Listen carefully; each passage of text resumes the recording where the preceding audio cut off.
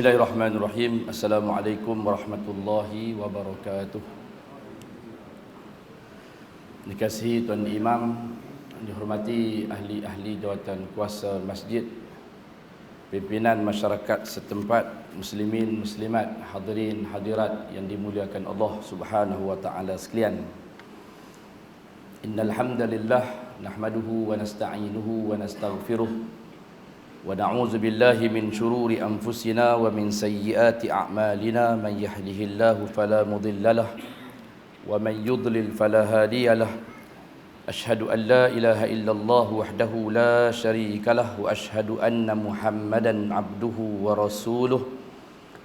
Allahumma salli wa sallim ala sayyidina Muhammad wa ala ali sayyidina Muhammad kama sallaita ala Ibrahim wa ala ali Ibrahim innaka Hamidum Majid wa barik ala Muhammad wa ala ali Muhammad kama barakta ala Ibrahim wa ala ali Ibrahim innaka Hamidum Majid.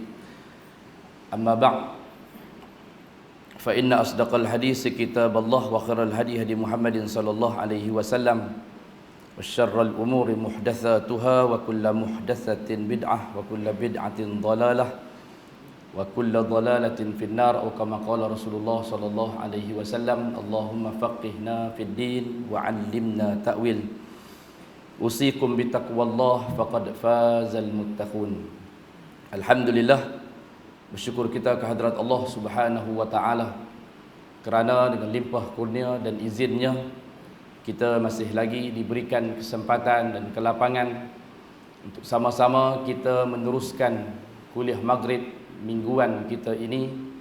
Mudah-mudahan pertemuan demi pertemuan yang diaturkan oleh Allah Subhanahu wa taala yang penuh dengan keberkatan dan kebaikan kepada kita, insya-Allah akan memberikan kepada kita kebaikan dan seterusnya menghadirkan keredaan daripada Allah Subhanahu wa taala ke atas diri kita, ahli keluarga kita, sahabat handai kita, kaum keluarga kita dan seterusnya kepada masyarakat kita, untuk kita menjadi sebahagian kecil daripada hamba-hamba Allah Subhanahu wa taala yang senantiasa mengimarahkan rumahnya, yang senantiasa menghidupkan amalan salih di dalam rumahnya, yang meneruskan khalaqah zikir di dalam rumahnya sebagaimana yang pernah dilakukan, yang dicontohi oleh baginda Nabi kita Muhammad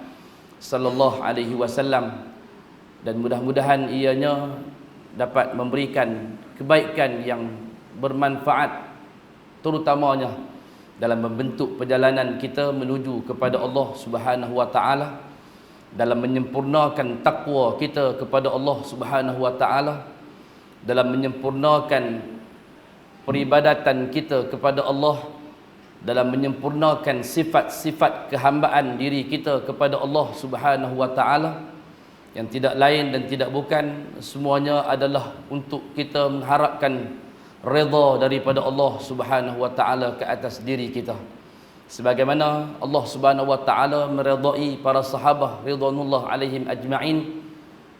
Hendaknya begitu jua harapan yang tinggi menggunung dalam diri dan hati kita, agar Allah Subhanahu wa taala juga memberikan keredaan seumpama dengannya kepada kita. Hadirin hadirat yang dimuliakan Allah, dan alhamdulillah Allah Subhanahu wa taala berkati masa dan waktu kita dan diperpanjangkan usia kita, umur kita, sehingga pada malam ini kita telah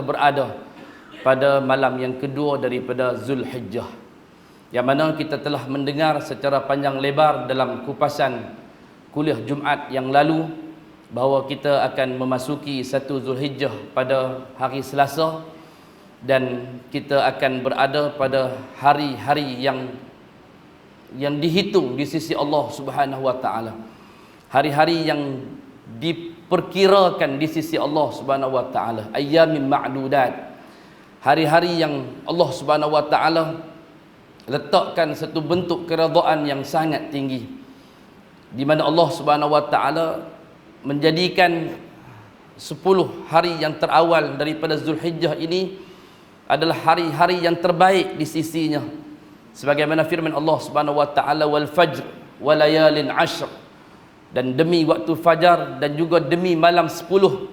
Dan kita berada di dalam malam yang 10. Kita berada pada malam yang kedua Zulhijjah, 10 hari terawal daripada Zulhijjah yang disumpah oleh Allah Subhanahu wa taala dengan 10 hari ini, yang menunjukkan bahawa ada sesuatu yang penting di sisi Allah Subhanahu wa taala ke atas hamba-Nya pada 10 hari terawal daripada Zulhijjah ini, untuk kita mempersembahkan ibadah kita, untuk kita mempersembahkan ketakwaan kita, untuk kita mempersembahkan mujahadah kita kepada Allah Subhanahu wa taala dalam meraih redha daripada Allah Subhanahu wa taala, sebagaimana melaksanakan dan mengerjakan barang yang pernah ditunjuk oleh baginda Nabi kita Muhammad sallallahu alaihi wasallam.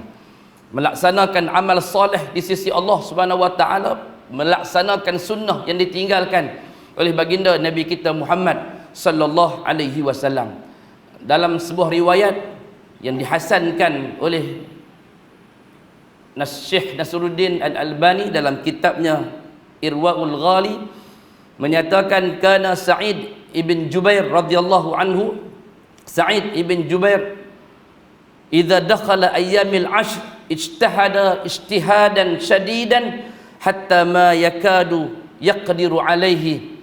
Sesungguhnya Sa'id ibn Jubair apabila melangkah ataupun memasuki 10 hari terawal di bulan Ramadan, di dalam 10 hari terawal di bulan Zulhijjah, maka dia akan bersungguh-sungguh, ijtihada ijtihadan, dia akan bersungguh-sungguh dalam menggunakan 4 kerat tulang yang ada pada dirinya, himmah, semangat yang ada, hatta apa yang Allah Subhanahu wa taala anugerahkan kepadanya akan digunakan seluruhnya untuk menunjukkan ketakwaan dia, himmah dia, persembahan dia, kedekatan dia kepada Allah Subhanahu wa taala. Apa tidaknya, kerana 10 hari terawal Zulhijjah ini adalah merupakan hari-hari yang terbaik di sisi Allah Subhanahu wa taala. Sebagaimana hadis sahih yang diriwayatkan oleh Al-Imam At-Tirmizi dan lain-lainnya, kata baginda Nabi kita Muhammad sallallahu alaihi wasallam, ma min ayyamin al-amalu salih fihinna ahabbu ila Allah min hadhihi al-ayyamil ashr. Kata Nabi sallallahu alaihi wasallam, tidak ada amalan salih yang paling dicintai oleh Allah Subhanahu wa taala jika dikerjakan padanya, melainkan amalan salih yang dikerjakan pada ayyamil ashr. Amalan salih daripada salat fardunya, daripada salat sunat rawatibnya, daripada salat sunat duhanya, daripada salat sunat witirnya, daripada salat sunat istisqa'nya, daripada salat sunat gerhananya, dan apa-apa sahaja, daripada salat sunat tahiyatul masjidnya, daripada sedekahnya, daripada birrul walidain, berbuat baik kepada kedua ibu bapanya, daripada memberi makan kepada anak yatim, daripada menyantuni fakir miskin. Tidak ada amalan yang paling dicintai oleh Allah Subhanahu wa taala, kata Nabi sallallahu alaihi wasallam, melainkan amalan soleh yang dikerjakan pada hari 10 ini. Faqalu, dan berkata para sahabat ridwanullah alaihim ajma'in, ya Rasulullah, walal jihadu fi sabilillah, adakah berjihad pada jalan Allah Subhanahu wa taala juga tak mampu untuk menandingi amalan soleh yang dikerjakan oleh manusia, oleh hamba-hamba Allah Subhanahu wa taala pada 10 hari terawal di bulan Zulhijjah? Sabda Nabi sallallahu alaihi wasallam, walal jihadu fi sabilillah, hatta berjihad pada jalan Allah Subhanahu wa taala sekalipun tak mampu untuk menandingi amalan soleh yang dikerjakan pada 10 hari terawal di bulan Zulhijjah. Illa, kata Nabi, melainkan rajulun, seorang lelaki-laki, kharaja bi nafsihi, dia keluar dengan dirinya sendiri, wa malihi, dengan hartanya sendiri, bukan dengan harta wakaf daripada orang lain. Falam yarji' min zalika bi syai', dan setelah dia keluar dengan dirinya, dengan hartanya sendiri, keluar berjihad dia pada jalan Allah Subhanahu wa taala, falam yarji' min zalika syai', dan dia tak balik lagi daripada pertempuran dan peperangan tersebut.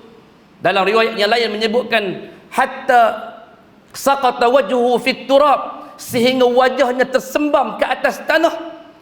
Amalan jihad itu sahajalah yang mampu untuk menandingi amalan soleh yang dikerjakan oleh seorang hamba pada 10 hari terawal di bulan Zulhijjah.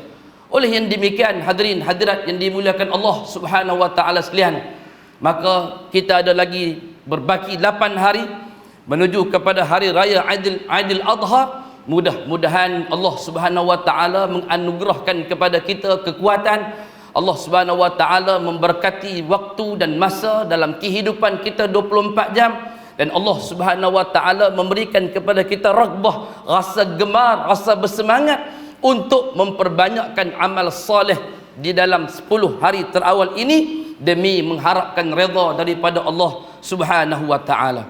Sebahagian ulama antaranya Al-Hafiz Ibn Nasruddin Ad-Dimashqi menyebutkan bahawa 10 hari terawal Zulhijjah ini juga adalah merupakan sebahagian daripada perkara yang dirakamkan oleh Allah Subhanahu wa taala dalam surah Al-A'raf pada ayat 142, di mana Allah Subhanahu wa taala berfirman akan 10 hari yang disempurnakan ke atas Nabi Allah Musa alaihi wassalatu wassalam, ialah berada pada 10 hari terawal di bulan Zulhijjah, di mana Allah Subhanahu wa taala berfirman, a'udzubillahi minasyaitonir rajim, wa wa'adna Musa 30 lailatan wa atmamnaha bi 'ashrin fatamma miqatu rabbih 40 lailah wa qala Musa li akhihi Harun akhlifni fi qaumi wa aslih wa la tattabi' sabilal mufsidin. Al-A'raf 142, Allah Subhanahu wa taala berfirman yang bermaksud, dan kami telah jadikan pada masa Nabi Allah Musa alaihi wassalatu wassalam untuk diberikan kepadanya Taurat selama 30 malam, serta kami genapkan jumlah dengan 10 malam lagi, lalu sempurnalah waktu yang ditentukan ke atas Musa alaihi wassalatu wassalam, jumlahnya 40 malam. Dan 10 malam yang terakhir itu, kata para ulama antaranya Al-Hafiz Ibn Nasruddin Ad-Dimashqi, ia berlaku pada 10 hari terawal di bulan Zulhijjah. Penurunan Taurat yang dilakukan oleh Allah Subhanahu wa taala ke atas Nabi Allah Musa alaihi wassalatu wassalam semuanya berlangsung dalam 40 malam, dan 30 malam itu disempurnakan dengan 10 malam yang terakhir, dan 10 malam itu berada pada 10 hari terawal di bulan Zulhijjah. Hadirin hadirat yang dimuliakan Allah Subhanahu wa taala sekalian, mudah-mudahan mukadimah berkaitan dengan keistimewaan 10 hari terawal Zulhijjah itu dapat memberikan kepada kita suatu semangat baru ataupun merangsang sesuatu nafsu yang baru bagi diri kita, untuk kita menggerakkan nafsu kita dalam melakukan kebaikan dan kebajikan kepada Allah Subhanahu wa taala. Hadirin hadirat yang dimuliakan Allah Subhanahu wa taala sekalian, baik, sekarang kita akan menyambung perjalanan kitab kita. Kita masih lagi membicarakan bab yang ke-12 daripada kitab Ihfadillah Yahfadka, jagalah Allah, Allah akan menjagamu. Dan kita membicarakan tentang tajuk, jika kamu bersyukur, nescaya akan Allah Subhanahu wa taala tambahkan nikmat ke atas kamu. Sambungan juga daripada mukadimah tadi, kita dah sebutkan kesempurnaan nikmat di sisi Allah Subhanahu wa taala. Kita menyebutkan tentang anugerah, nikmat dan waktu dan panjang umur kita pada saat ini. Berapa ramai di kalangan umat Islam yang telah Allah Subhanahu wa taala matikan pada penghujung Zulkaidah, dan dia tidak sempat untuk merasai Zulhijjah, dan kita dimuliakan oleh Allah Subhanahu wa taala untuk berada pada malam yang kedua Zulhijjah. Mudah-mudahan ruang dan waktu serta peluang yang diberikan oleh Allah Subhanahu wa taala kepada kita tidak kita abaikan, tidak kita lekakan, tidak kita alfakan, tidak kita biarkan ia berlalu begitu sahaja tanpa sebarang usaha dalam diri kita untuk melakukan sesuatu yang terbaik kepada Allah, dalam mempertontonkan sesuatu yang terbaik kepada Allah, dalam menyelusuri sunnah yang ditinggalkan oleh baginda Nabi kita Muhammad sallallahu alaihi wasallam, untuk memastikan setiap amal soleh yang kita kerjakan ia adalah suatu yang benar-benar mendapat suatu bentuk keyakinan yang tinggi dalam diri kita, ia merupakan arahan daripada Nabi, ia merupakan contoh daripada Nabi sallallahu alaihi wasallam, dia merupakan perintah daripada Nabi sallallahu alaihi wasallam, ia merupakan perkara yang dianjurkan oleh Nabi sallallahu alaihi wasallam. Kita pasak, kita sematkan dalam diri kita, kita beriltizam untuk bersungguh-sungguh dalam menjadikan baginda Nabi kita Muhammad sallallahu alaihi wasallam sebagai idola kita, sebagai suri tauladan dan contoh yang terbaik dalam hidup kita. Kalau kita pernah berguru, kalau kita pernah ada syekh, kalau kita ada orang yang berbimbing dan sebagainya, kita mengambil ilmu daripada mereka dan kita mengucapkan terima kasih di atas tunjuk ajar yang mereka berikan kepada kita. Namun di dalam perjalanan kehidupan, di penghujungnya, kita perlu untuk menyaring dan memastikan segala contoh tauladan yang diberikan kepada kita, adakah ianya bersumberkan daripada apa yang ditunjukkan oleh baginda Nabi kita Muhammad sallallahu alaihi wasallam. Kalau tidak ada gunanya untuk kita membaca Al-Quran dan kita menyebutkan bahawa sesungguhnya pada diri baginda Nabi kita Muhammad sallallahu alaihi wasallam itu, pada keadaan diri Rasulullah sallallahu alaihi wasallam itu qudwatun hasanah, contoh tauladan yang terbaik. Jika kita memilih untuk melakukan sesuatu yang lain selain daripada apa yang ditunjukkan oleh Nabi sallallahu alaihi wasallam, kalau kita memilih satu zikir yang lain dan meninggalkan zikir yang dicontohi oleh Nabi sallallahu alaihi wasallam, maka kita nak letak mana ayat yang menyebutkan bahawa sesungguhnya bagi kamu itu dan bagi diri Nabi Muhammad sallallahu alaihi wasallam itu, bagi Rasulullah sallallahu alaihi wasallam itu adalah qudwah hasanah, adalah contoh tauladan yang terbaik untuk diri kalian.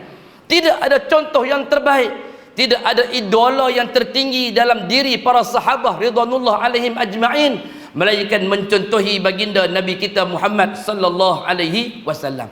Tidak ada yang terbaik untuk kita jadikan sebagai suatu keselamatan bagi kita di dunia dan juga di akhirat, melainkan berpaksikan ke atas apa yang telah dicontohi dan ditunjukkan oleh baginda Nabi kita Muhammad sallallahu alaihi wasallam. Dan ingatlah kita akan firman Allah Subhanahu wa taala yang disebutkan dalam suratul Al-An'am pada ayat 153, di mana Allah Subhanahu wa taala berfirman, a'udzubillahi minasyaitonir rajim, wa inna hadza sirati mustaqima fattabi'uhu wa la tattabi'us subula fatafarraqa bikum an sabilihi zalikum wassakum bihi la'allakum tattaqun. Kata Allah Subhanahu wa taala, firman Allah Subhanahu wa taala ke atas baginda Nabi kita Muhammad sallallahu alaihi wasallam, dan Nabi sallallahu alaihi wasallam membacakan ayat ini kepada para sahabat. Para sahabat membacakannya kepada para tabi'in, para tabi'in membacakannya kepada para tabi'in, dan sampai kepada kita pada hari ini. Wa inna hadza sirati mustaqimah, inilah jalanku, kata Allah Subhanahu wa taala.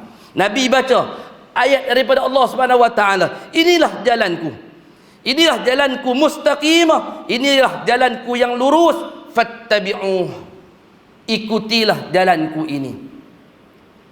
Seruan daripada Allah melalui lisan baginda Nabi kita Muhammad sallallahu alaihi wasallam, melalui insan yang paling kita kasihi, melalui lisan Rasul yang terakhir yang diutuskan oleh Allah Subhanahu wa taala, melalui seorang khatamun nabiyyin, nabi yang terakhir yang diutuskan oleh Allah Subhanahu wa taala, melalui seorang yang bergelar Habibullah, kekasih Allah, membacakan ayat ini kepada kita, wa inna hadza sirati mustaqimah, inilah jalanku yang lurus, wala fattabi'uh, ikutilah jalan ini, wala tattabi'us subula, janganlah kamu ikut jalan-jalan yang menyimpang, janganlah kamu ikut persimpangan-persimpangan yang bersimpang siur, kata Allah.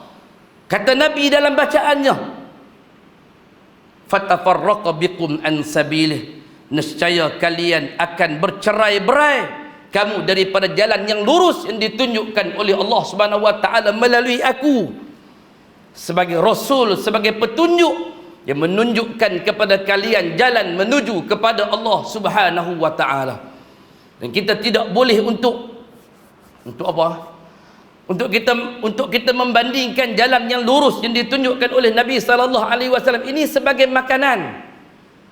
Nak makan nasi sebagai contoh, ada orang makan pakai tangan, ada orang makan pakai garpu, pakai sudu, ada kaum Cina pakai chopstick makan nasi. Dan semuanya jalannya hanya untuk mengenyang. Semuanya jalan untuk memberikan kekenyangan kepada perut. Baik guna tangan ke, baik guna garpu ke, baik guna chopstick ke, ia tetap akan kenyang. Perumpamaan untuk agama Allah Subhanahu wa taala, perumpamaan untuk jalan yang lurus yang dikatakan oleh Allah Subhanahu wa taala melalui lisan baginda Nabi kita Muhammad sallallahu alaihi wasallam ini tidak boleh kita jadikan contoh seperti perut yang menginginkan makanan. Ini jalan, ini satu-satunya jalan. Ini satu saja jalan yang lurus. Ihdinas siratal mustaqim. Kita baca 17 kali sehari. Ya Allah, ya Tuhanku, tunjukkanlah aku jalan yang lurus. Dan Al-An'am 153 Allah mengatakan, wa inna hadza sirati mustaqimah. Inilah jalan yang lurus. Fattabi'uh. Ikut jalan ini. Wala tattabi'us subula. Jangan ikut jalan-jalan yang lain. Jangan ikut persimpangan-persimpangan yang lain. Fatafarraqu bikum an sabilih. Nescaya kalian akan bercerai-berai daripada landasan yang lurus, daripada garisan yang lurus, daripada contoh yang lurus yang ditunjukkan oleh Allah Subhanahu wa taala melalui nabinya Muhammad sallallahu alaihi wasallam. Zalikum wassaakum bihi la'allakum tattaqun. Demikianlah kata Allah Subhanahu wa taala. Demikianlah dia, yakni Allah Subhanahu wa taala, memerintahkan kepada kamu untuk bertakwa kepada Allah. Pada setiap kali kita memilih satu jalan yang lain daripada jalan yang dicontohi oleh Nabi sallallahu alaihi wasallam, Allah mengatakan kepada kita, zalikum wassaakum bihi la'allakum tattaqun. Ini wasiat daripada aku, ini perintah daripada aku, ini arahan daripada aku, kata Allah Subhanahu wa taala. Hati-hati, berwaspada, la'allakum tattaqun. Mudah-mudahan kalian menjadi orang-orang yang bertakwa. Hadirin hadirat yang dimuliakan Allah Subhanahu wa taala sekalian, sebagai contoh yang lain untuk kita jadikan penguat bagi hujah kita, untuk kita menyatakan dalil ke atas keimanan dan ketakwaan kita kepada Allah, untuk kita jadikan hujah di atas amalan yang kita kerjakan, ialah sebagaimana firman Allah Subhanahu wa taala dalam surah Yusuf ayat 108, di mana Allah Subhanahu wa taala berfirman, qul, ayat yang masyhur yang saya yakin tuan-tuan dan sidang hadirin sekalian semua pakai hafal belakang dah. Qul hazihi sabili ad'u ila Allah ala basiratin ana wa man ittaba'ani wa subhanallah wa ma ana minal musyrikin. Yusuf 108. Allah Subhanahu wa taala berfirman, katakanlah wahai Muhammad, inilah jalanku, inilah agamaku, inilah jalanku, inilah agamaku. Dan orang-orang yang mengikutiku mengajak kamu kepada Allah dengan hujah-hujah yang nyata. Ikutilah orang-orang yang mengajak kamu kepada Allah Subhanahu wa taala melalui Al-Quran. Ikutilah orang-orang yang mengajak kamu, yang berdakwah kepada kamu dengan jalan yang dibawa oleh Nabi sallallahu alaihi wasallam, dengan sunnah yang ditinggalkan oleh baginda Nabi kita Muhammad sallallahu alaihi wasallam. Katakanlah, qul hazihi sabili. Bila sebut kitab qul hazihi sabili, ingat balik kisah kita 12 tahun ataupun 13 tahun yang lalu kita pernah membacakan sebuah kitab yang berjudul Qul hazihi sabili. Katakanlah, inilah jalanku di sini. Inilah jalanku dan jalan orang-orang yang mengikutiku, yang mengajak kamu kepada Allah dengan hujah yang nyata. Hujah Al-Quran dan hujah daripada hadis Nabi sallallahu alaihi wasallam. Apa kata Allah di hujungnya? Wa subhanallah, maha suci Allah Subhanahu wa taala. Maknanya Allah Subhanahu wa taala meletakkan ke atas lisan baginda Nabi kita Muhammad sallallahu alaihi wasallam satu bentuk penafian ataupun satu bentuk bersimpang daripada orang-orang yang mengajak kepada kemusyrikan kepada Allah Subhanahu wa taala. Ini jalan mengajak kepada Allah di atas landasan yang lurus, di atas agama yang lurus. Subhanallah, maha suci Allah Subhanahu wa taala. Wa ma ana minal musyrikin, dan aku tidak termasuk daripada kalangan orang-orang yang musyrik. Dan kita dengan 2 hujah atau 3 hujah dalil yang kita keluarkan tadi. Mudah-mudahan ianya dapat memberikan satu suntikan dan memberikan kepada kita suatu bentuk kesegaran agar kita terus beringat dan berwaspada dalam menghadapi cabaran-cabaran di hari yang mendatang, agar kita tidak termasuk daripada kalangan manusia-manusia yang dirugikan pada hari akhirat dan tergelincir daripada landasan jalan yang lurus yang ditunjukkan oleh baginda Nabi kita Muhammad sallallahu alaihi wasallam. Hadirin hadirat yang dimuliakan Allah Subhanahu wa taala sekalian,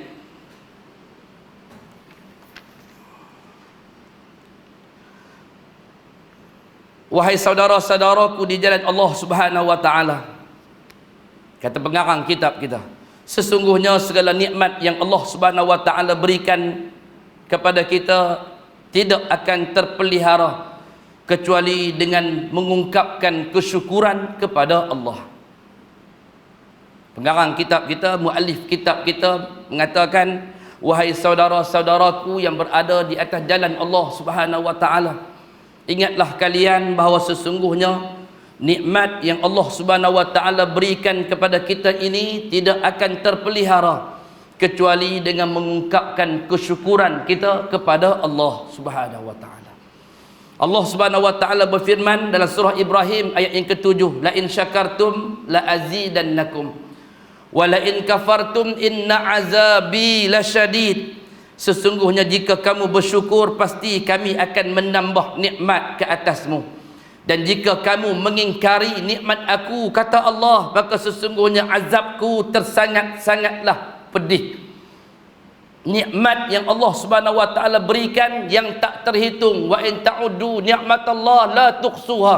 Kalau kita hitung, kalau kita bilang satu persatu sekalipun, kita tidak akan dapat menghitungnya. Walaupun kita tidak dapat menghitungnya, namun ungkapkanlah kesyukuran, ungkapkanlah ucapan alhamdulillah kepada Allah Subhanahu wa taala. Ucapkanlah kalimah astaghfirullah untuk senantiasa memohon ampun kepada Allah. Kerana dengan memohon ampun kepada Allah Subhanahu wa taala itulah yang menunjukkan satu perkataan Nabi sallallahu alaihi wasallam kepada Sayyidatuna Aisyah, afala akuna abdan syakura. Tujuan Nabi sallallahu alaihi wasallam solat sampai bengkak kedua buku lali. Tujuan Nabi sallallahu alaihi wasallam rukuk lama, berdiri lama, sujud lama dalam solat sunat malam baginda, dan menangis dalam solatnya. Perkataan itu adalah untuk mengungkapkan, kata Nabi kepada Aisyah, apakah bagiku, apakah tidak kena bagiku, apakah salah bagiku, untuk aku juga menunjukkan kepada Allah Subhanahu wa taala aku adalah hamba yang bersyukur. Dan kata Al-Imam Ibn Taymiyah dalam wasiatnya, barang siapa yang mengungkapkan istighfar yang banyak, melazimi istighfar kepada Allah, mencontohi apa yang dilakukan oleh Nabi sallallahu alaihi wasallam, tidak berlalu 24 jam dalam kehidupan Nabi. Dalam hadis yang diriwayatkan oleh Al-Imam Al-Bukhari, melainkan Nabi sallallahu alaihi wasallam akan beristighfar 70 kali satu hari. Dalam riwayat Imam Muslim pula menyebutkan Nabi tak akan berlalu satu hari baginya melainkan dia akan beristighfar sehari 100 kali. Tujuan istighfar, apa tujuan dia? Tujuannya juga ada untuk mengungkapkan kesyukuran kepada Allah, melazimi istighfar, membesarkan kalimah Allah Subhanahu wa taala, mengungkapkan kalimah la ilaha illallah wahdahu la syarikalah lahul mulku wa lahul hamdu wa huwa ala kulli syai'in qadir, sebagaimana yang diriwayatkan oleh Al-Imam Abu Bakar Al-Bazzar dalam musnadnya juga dengan sanad yang hasan, mengungkapkan siapa yang menghabiskan la ilaha illallah wahdahu la syarikalah lahul mulku wa lahul hamdu wa huwa ala kulli syai'in qadir sehari 100 kali, ianya juga adalah bertujuan untuk mengungkapkan kesyukuran kepada Allah Subhanahu wa taala. Yang penting bagi kita ialah apa?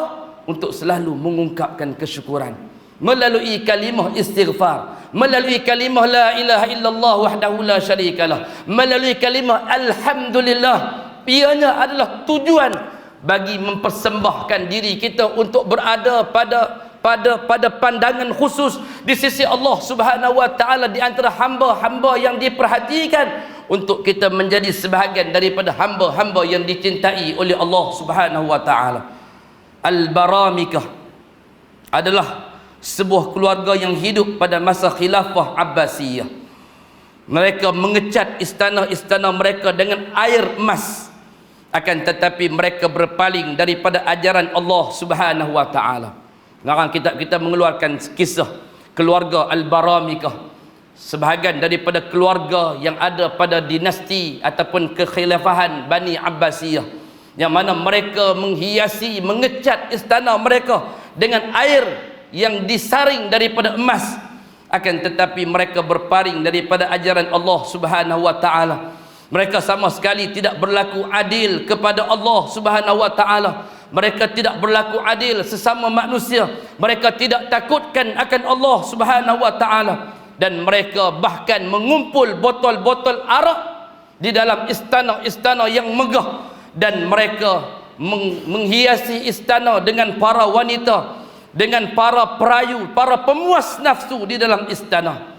Maka salah seorang ulama yang berada pada kerajaan pada ketika itu mengingatkan dan mengancam mereka dan berkata kepada mereka, berwaspadalah kalian wahai keluarga ahli Baramikah, sesungguhnya nikmat-nikmat Allah itu tidak akan bermanfaat melainkan kalian bersyukur kepada Allah. Apapun nikmat, sekecil-kecil nikmat, sebagaimana kata Imam Ali bin Abi Talib, war-ridha bil qalil, redha dengan yang sedikit yang Allah Subhanahu wa taala berikan. Tidak perlu menunggu yang banyak baru kita nak meredai akan pemberian daripada Allah Subhanahu wa taala. War-ridha bil qalil wal isti'dad ila yaumir rahil, redha dengan yang sedikit dan senantiasa memastikan dan menumpukan jalan-jalan persiapan untuk menghadapi hari kiamat Allah Subhanahu wa taala. Mengungkapkan kesyukuran. Jika tidak kita ungkapkan kesyukuran, maka tidak akan bermanfaat apapun nikmat yang Allah Subhanahu wa taala anugerahkan kepada mereka. Salah seorang penyair mengatakan, bila kamu dalam kenikmatan, peliharalah, kerana kemaksiatan akan menghilangkan nikmat Allah. Ketika kamu mendapat nikmat Allah, peliharalah, berwaspadalah, hati-hatilah, kerana sesungguhnya kemaksiatan, kemungkaran, kelalaian dan kealpaan kamu daripada mengingati Allah dan mengucapkan kesyukuran kepada Allah akan menghilangkan nikmat yang Allah Subhanahu wa taala anugerahkan kepada kamu. Jagalah dia dengan ketakwaanmu kepada Tuhan, kerana sesungguhnya siksa Tuhan itu amat cepat. Jangan kita merasakan azab Allah lambat lagi. Jangan kita merasakan lambat lagi Allah Subhanahu wa taala akan binasakan kita. Jangan kita rasa bahawa rasanya tahun ni tak ada nak berlaku apa ke atas diri kita. Jangan. Kata penyair Arab ini bahawa sesungguhnya lekas-lekas bertakwa kepada Allah. Cepat-cepat sediakan persiapan takwamu kepada Allah Subhanahu wa taala, kerana sesungguhnya azab Tuhan itu tersangat-sangatlah pantas. Namun mereka tidak mengindahkan dan menghiraukan pandangan daripada ulama ini. Akhirnya pada satu hari tiba-tiba Allah Subhanahu wa taala murka ke atas mereka. Maka Allah membinasakan mereka dengan orang yang paling dekat dengan mereka. Siapakah yang membinasakan keluarga Al-Baramikah ini? Yang membinasakan mereka ialah orang yang sangat dekat dengan mereka, sepupu sepapak mereka sendiri, iaitu khalifah yang berikutnya, iaitu khalifah yang terkenal yang bernama Harun Ar-Rasyid rahimahullah. Khalifah Harun Ar-Rasyid memusnahkan keluarga Al-Baramikah, yang memusnahkan suatu bentuk sistem pemerintahan Bani Abbasiyah yang dianggap ianya suatu perkara yang sangat-sangat sulit untuk ditelan bagi keluarga Abbas ini, bahawa mereka pernah ada suatu bentuk pemerintahan yang telah pun membazirkan wang rakyat dan hidup dalam keadaan berpura-pura dalam ketakwaan kepada Allah Subhanahu wa taala, dan menghiasi istana dengan botol arak dan juga pemuas nafsu mereka, iaitu kaum wanita. Hadirin hadirat yang dimuliakan Allah, yang mana beliau telah menamatkan hayat mereka semua, yang mana dia yakni Harun Ar-Rasyid telah menamatkan hayat mereka semua dengan pedang, membunuh para pemuda mereka pada waktu duha, dan menangkap orang-orang tua mereka yang berpura-pura menangis dan memasukkan mereka ke dalam penjara. Yahya bin Khalid Al-Barmaki adalah salah seorang yang dipenjarakan, dan dia menangis di dalamnya selama 7 tahun. Salah seorang keluarga yang lain mengunjunginya di dalam penjara. ahli keluarga Barmaki yang lain menziarahi kepada Yahya bin Khalid yang dipenjarakan selama 7 tahun oleh Khalifah Harun Ar-Rasyid. Dan dia bertanya, wahai Yahya, mengapakah musibah ini terjadi kepada anda? Yahya bin Khalid Al-Barmaki mengatakan, ini semua berlaku kerana kemaksiatan kami kepada Allah Subhanahu wa taala.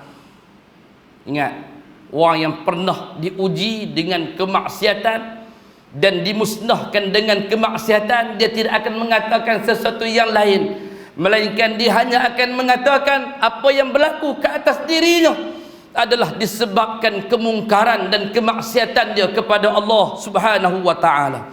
Kami berbuat maksiat kepada Allah, maka kami pun ditimpa doa orang-orang yang dizalimi, yang berjalan dalam kegelapan malam dalam keadaan kami mengabaikan dan melalaikannya, sementara Allah Subhanahu wa taala tidak pernah melalaikannya. Bagi setiap pemimpin umat Islam, kita mungkin pernah membiarkan orang hidup dalam keadaan sengsara. Wahai pemimpin umat Islam, kita mungkin pernah membiarkan manusia berjalan di malam hari dalam keadaan resah, gundah gulana. Wahai pemimpin umat Islam, mungkin kita pernah membiarkan manusia duduk di dalam rumah dalam keadaan tidak ada air, kerana air paip pecah di hadapan dan sebagainya. Wahai pemimpin umat Islam, mungkin kita pernah membiarkan orang-orang miskin tidur dalam kelaparan dan kesengsaraan dalam keadaan kita senang, mewah, dan juga dalam keadaan kelapangan dan keseronokan. Ingatlah sebagaimana kata sebahagian daripada ahli keluarga Al-Barmaki ini ketika dia menziarahi saudaranya Yahya bin Khalid Al-Barmaki yang dipenjarakan oleh Khalifah Harun Ar-Rasyid, bahawa sesungguhnya Yahya mengatakan, kami pernah menzalimi, kami pernah mengsengsarakan manusia. Doa mereka di dalam kegelapan, dalam keadaan kami tidur lena dalam kekenyangan dan keseronokan, namun Tuhan tidak pernah tidur.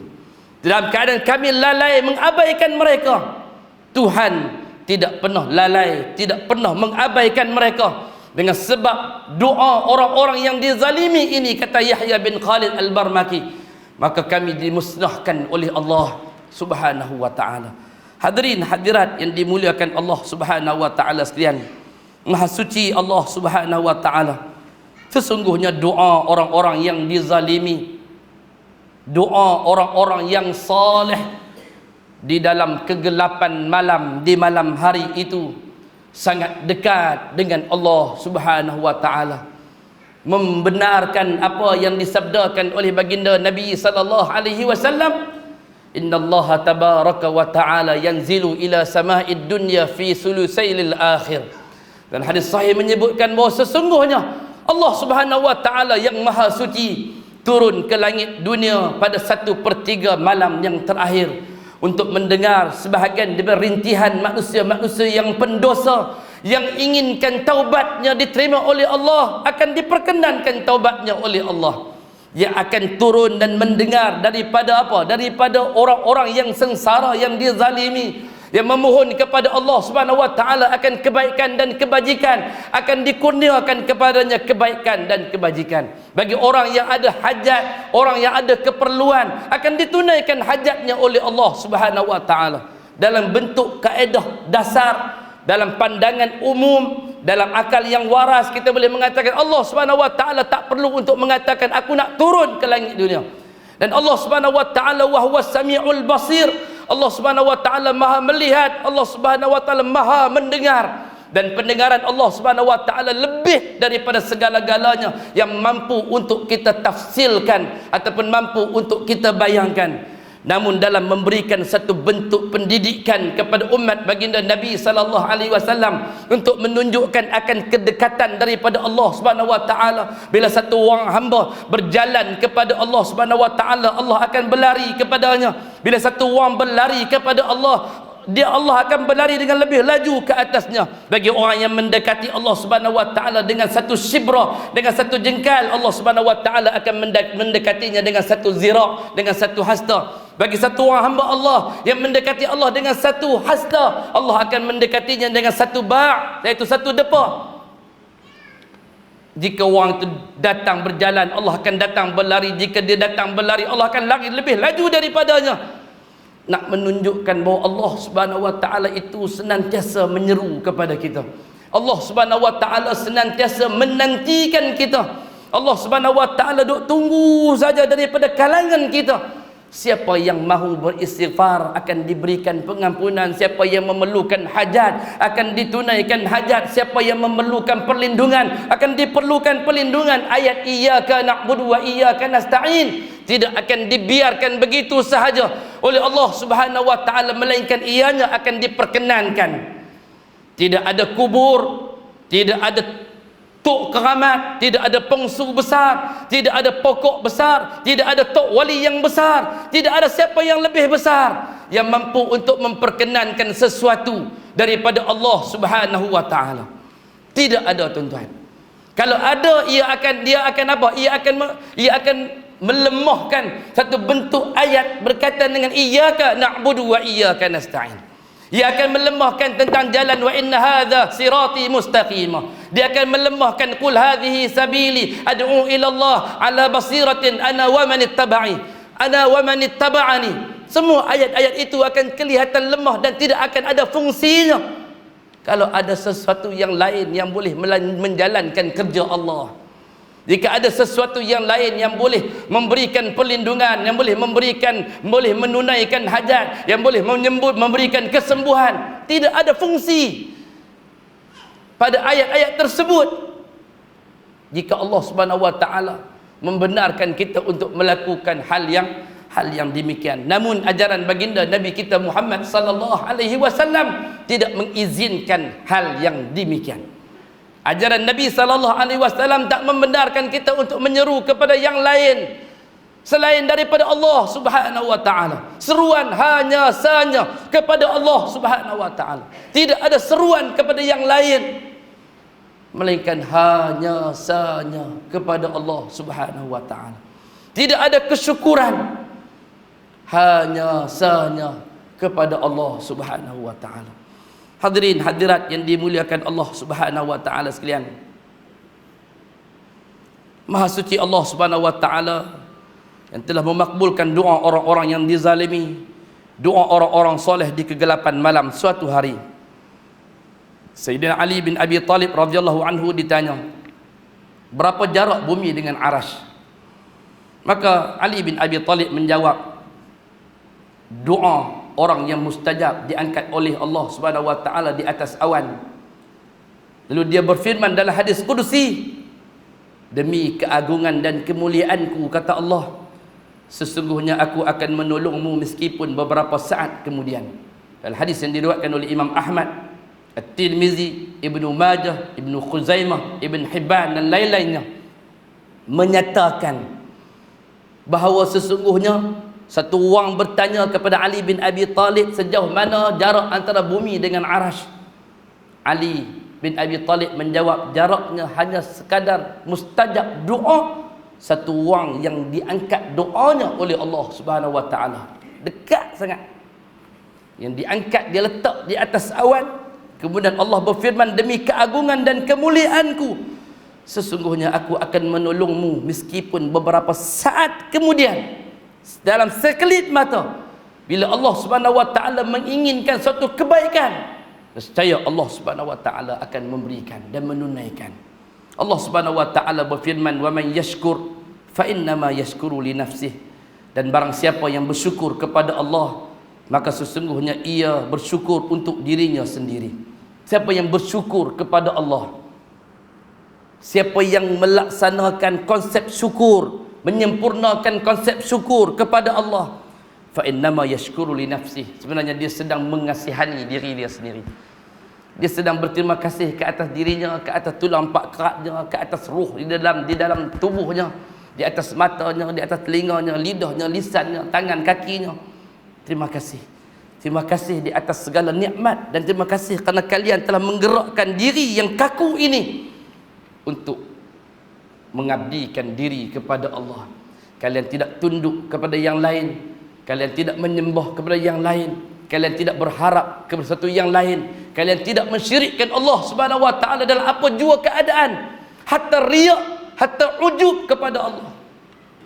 Jangankan mengharap yang lain, sesuatu amal yang lain yang dinamakan dengan syirik khafi, melaksanakan sesuatu selain daripada Allah, ada bentuk sesuatu yang kita harapkan daripada yang lain di atas sesuatu yang kita nak zahirkan dan nak pamerkan, yura'unan nas, nak mempersembahkannya kepada manusia, semuanya itu akan ditolak oleh Allah Subhanahu wa taala.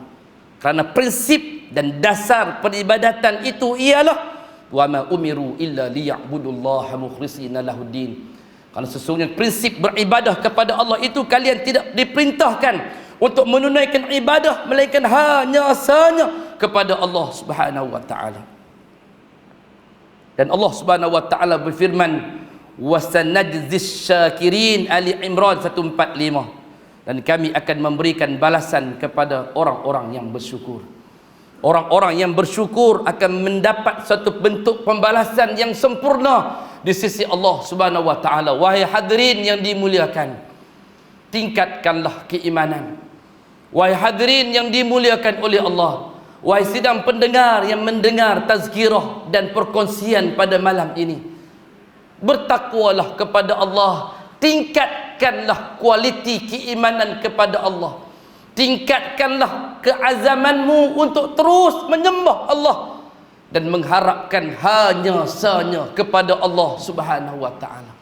Tidak ada yang terbaik untuk kalian melainkan berada di atas landasan jalan agama yang lurus yang telah Allah Subhanahu wa taala sebutkan kepada kita, dan mengungkapkan konsep syukur yang terbaik dalam memastikan balasan yang sempurna yang akan dibalas oleh Allah Subhanahu wa taala insya-Allah pada hari akhirat kelak.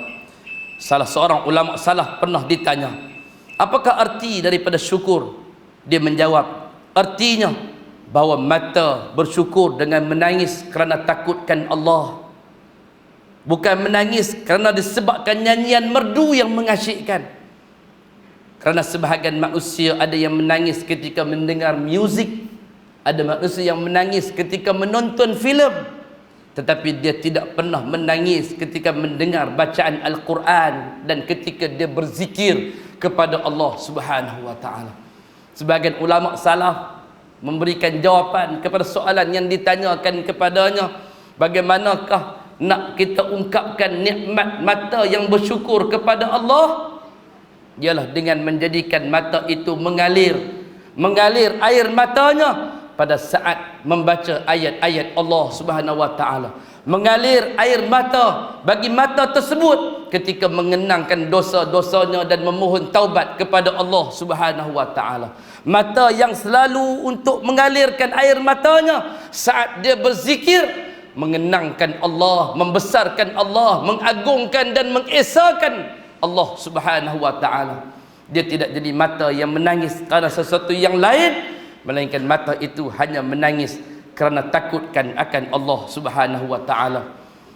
Manusia yang kedua paling mulia atas muka bumi selepas baginda Nabi kita Muhammad sallallahu alaihi wasallam, Sayyidina Abu Bakar As-Siddiq, dan yang ketiga Sayyidina Umar radhiyallahu anhuma, apabila mendengar akan ayat-ayat Allah Subhanahu wa taala dibaca, nescaya akan basah janggut mereka berdua dengan air mata.